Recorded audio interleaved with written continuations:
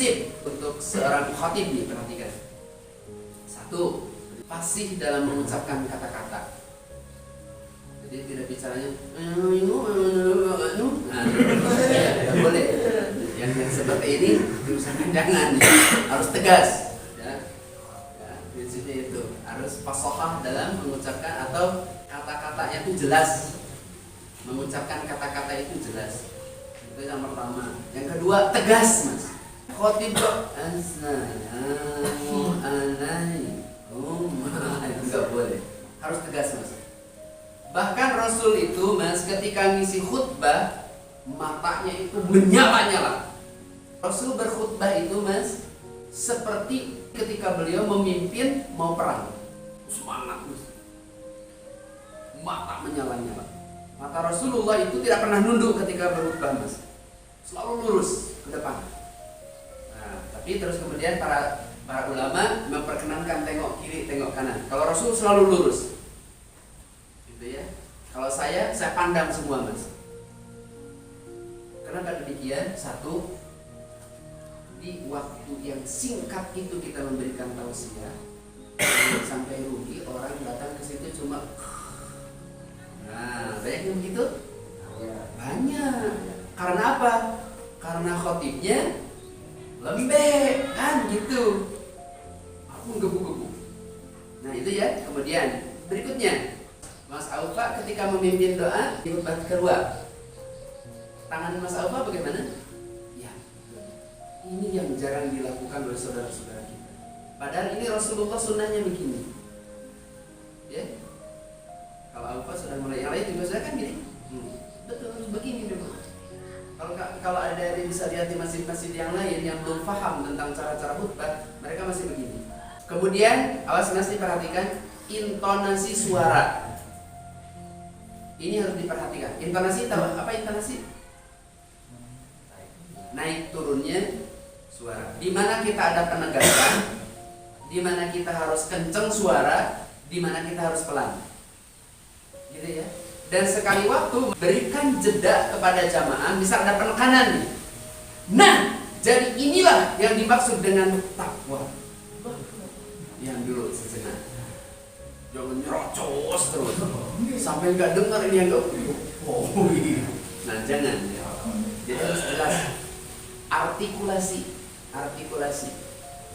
Apa artikulasi itu? Mengucapkan kata-kata itu loh, ya. Tadi jangan seperti itu tadi, Mas Adam. Ini jangan itu.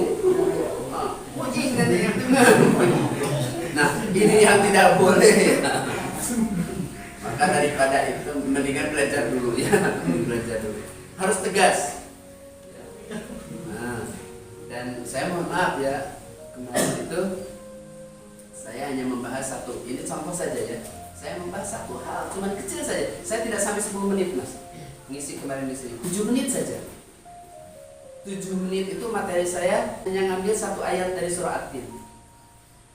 Laqad khalaqnal insana fi ahsani taqwim. Saya ngambil ini, saya jabarkan, Mas. Dari kalimat itu nanti akan bersambung dengan innallaha la yanzuru ila ajsamikum wala ila suwarikum walakin yanzuru ila qulubikum. Sambung ke dengan hadis. Ya. Selain dengan hadis itu nanti sambung lagi dengan hadis. Masih dalam kaitannya dengan jasad seseorang yang diciptakan oleh Allah.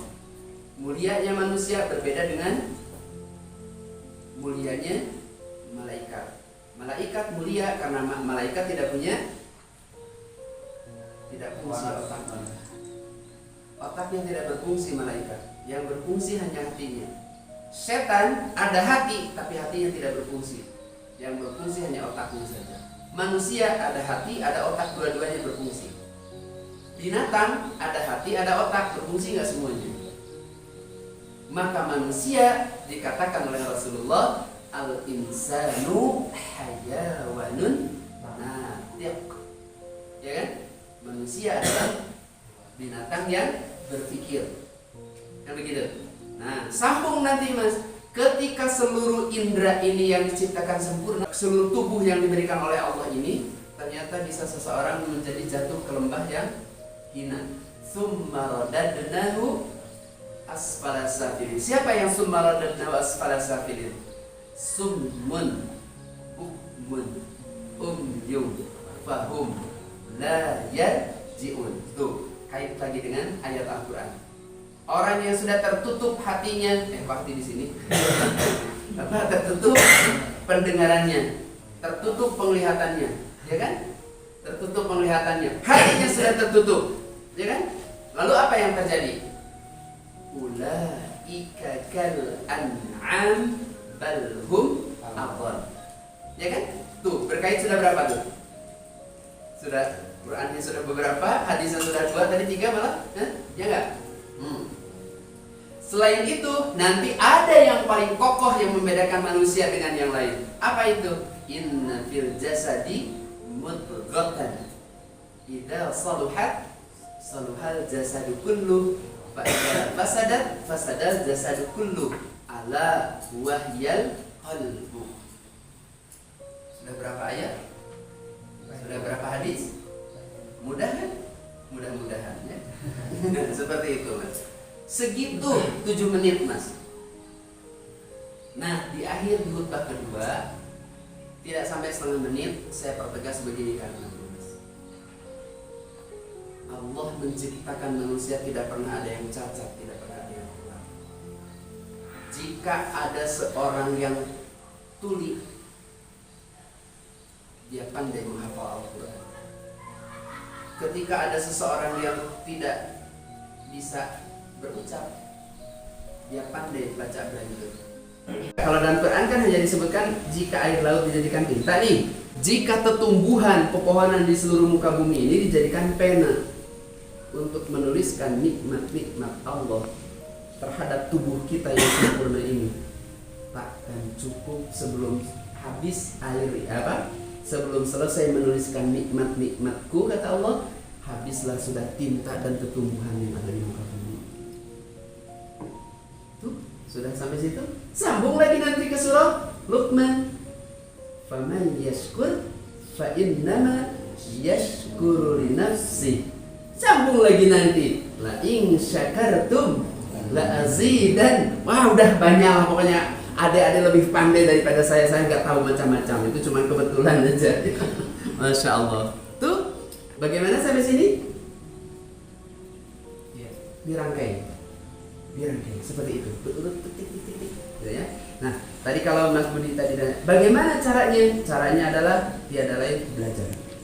Selain belajar, hidup kita tidak lebih dari sekedar meniru orang lain, betul tidak? Hanya mencontek, hanya menjiplak. Tapi kalau bisa jangan totalitas, karena setiap kita pasti memiliki ciri khas sendiri. Saya, Mas, ketika saya menjadi motivator, gitu ya, entah itu untuk perusahaan, entah itu untuk instansi, entah itu untuk karyawan. Kemarin kita ngisi di Matahari ya, karyawan Matahari, Mas, Matahari Godean. Bagaimana saya menyampaikan? Dulu saya sampai mengidolakan Mario Teguh, Mas. Kenapa? Saya suka bagaimana beliau cara mengolah kalimat, mengolah kata, dan menginspirasi banyak orang dengan kata-katanya. Itu saya pakai, Mas, maka saya jadilah motivator. Berkeliling sudah saya melanglang buana sampai ke Padasan. Sampai ke Paduan. Nah, seperti itu. Dari mana? Tapi ternyata sehebat apapun saya meniru, tidak bisa 100%, Mas. Tetap ada ciri khas saya. Ada sesuatu yang berbeda dengan lain. Saya sering nyelingi dengan canda. Kalau khutbah jangan bercanda loh, nggak boleh. Khutbah kok bercanda. Nah ini ya. Nah, ada lagi satu tambahan buat adik-adik. Ketika adik-adik menjadi khatib, jika mengambil sebuah riwayat atau kisah atau sejarah, tolong jangan terlampau jauh menjelaskan. Karena apa? Ngantuk orang mendengar cerita. Betul tidak? Gitu ya. Jangan terlampau jauh kalau bercerita. Ini menceritakan kisah Isra Mi'raj. Dulu Nabi Muhammad itu dari sini loh. Nah, gitu. Karena kalau khutbah itu hanya satu arah, Mas, tidak bisa komunikatif. Beda dengan kita seperti ini kan jadi diskusi. Ya, jadi tanya jawab. Beda kalau khutbah itu hanya satu arah. Maka kalau kita betul-betul tidak siap, tidak menguasai materi, kita bisa kewalahan.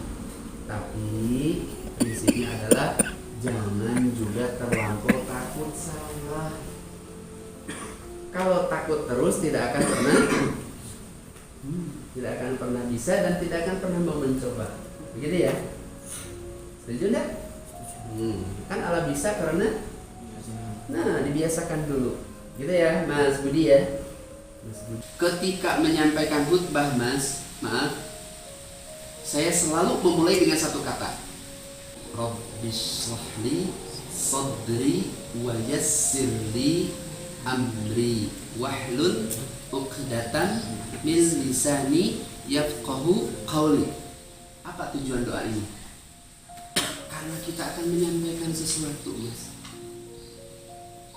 Apapun yang saya bicarakan, jika Allah tidak menghendaki orang itu mendengar suara kita, nggak akan kedengaran, Mas, kita mau teriak apapun.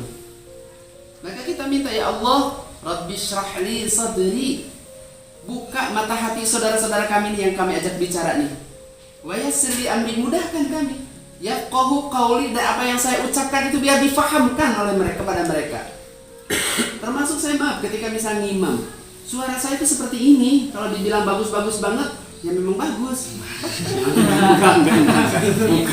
Bukan begitu, bukan maksud saya itu bercanda. Loh, sekarang begini, Mas Mam, yang membuat seseorang itu mendengar suara kita siapa? Allah kan? Suara saya boleh tidak baik, tapi kalau saya minta, ya Allah, perdengarkan suara saya ini kepada jamaah menjadi indah, bisa nggak? Suara saya jelek jadi terdengarnya jadi indah, bisa. Tidak ada yang tidak mungkin bagi Allah. Termasuk, ya Allah, fahamkan apa yang saya katakan ini meskipun hanya 2 kata, 1, 2, 3 kata, hanya 1, 2 menit. Tapi jika Allah mengizinkan, didengar sedemikian rupa, betul nggak? Maka doa ini kalau bagi saya wajib dibaca. Saya biasa membaca doa ini usai kumandang azan, kan kita doa tuh. Nah, habis doa saya mesti mengucapkan, ya Allah, Rabbi syrahli sadri wa yassir li amri wahlul 'uqdatam min lisani yafqahu qawli. Jaga kata-kata saya biar menyampaikan yang benar. Jaga kata-kata saya biar tidak kepleset. Sering kan kepleset? Ada yang dari rumah sudah dipelajari, tiba-tiba sampai di situ, oh maunya sing arep dikarep ya. Kan? Pernah nggak? Lupa kan? Nah, saya langsung mikir, oh kalau tentang ini berarti hadisnya ini, Qurannya ini. Maka itu semua harus pandai belajar. Apalagi adik-adik sudah pandai baca Quran semua, hafal Quran semua. Saya aja cuma nyutat-nyutat saja. Tuh tadi kan, misalnya tadi tentang penciptaan manusia itu, saya mengawali dengan itu tadi. Dengan apa tadi? Laqad khalaqnal insan. Oh, tadi ada yang lewat satu, Mas. Kan Allah berfirman begini. Wallahu akhrajakum min butuni ummahatikum la ta'lamuna syai'a wa ja'ala as-sam'a wal absara wal af'idah. Pertanyaannya ada 2. Pertama, afala tashkurun. Yang kedua, qalilan ma tashkurun. Oh, itu udah selesai dah. 2 jam udah selesai udah dibahas. Baik-baik kita kalau berkhutbah jaga sampai berpanjang. Gitu ya. Oke, sampai sini sudah pukul 2.